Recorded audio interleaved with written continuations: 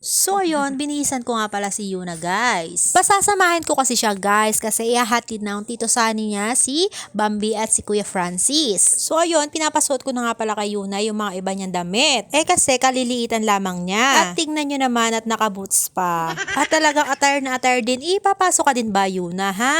Si Ate Nini nga pala ang kasama niya guys kasi hindi ako makakasama. Maglilinis lang ako ng bahay habang mag-aantay kay Yuna. Sa sobrang kakulitan kasi ni Yuna at gusto palagi sa labas. Kaya ayun, hindi ako makalinis masyado ng bahay. Makakalinis lang ako guys kapag yan ay tulog na. At ayan ang kanyang Ate Nini, hinahantay na si Yuna. At habang hindi pa sila naalis guys, ayan si Yuna tamang laro muna ng kanyang lato-lato. Palagi niya yung hawak guys. At ayan na nga, inilabas na ni Ate Nini si Yuna. At tingnan nyo naman si Yuna ayaw magpababa sa ate niya. Akala niya siguro guys, iiwan siya ng ate niya. Napakahabol nga pala ni Yuna sa Ate Nini niya guys. So ayun, nakita nga pala ni Yuna si Lola at may inabot na 50 pesos. Ang akala ni Yuna ay sa kanya eh hindi naman pala pambaon ni Ate Bambi niya. At ayan guys, si Yuna nagtuturo na gusto ata ng kwek-kwek. Ay hindi pa naman pwede yung kwek-kwek bebe at sobrang init. At ayan, pinili ni Lola nga pala si Yuna ng hindi mainit. At tingnan nyo naman si Yuna talaga abang na abang. Nung pagkabigay nga pala na pagkain kay Yuna ay sabay sepan na. At ayan, tingnan nyo si Yuna tamang lakad-lakad na naman habang may pagkain. Sobrang nakakatuwa nga pala tong batang to kahit sobrang kulit. Ay talaga naman tong si Yuna ay minsan ay nakakakagigil din. Nakakita nga pala si Yuna ng pusa guys. At tingnan nyo naman ang ginagawa sa pusa.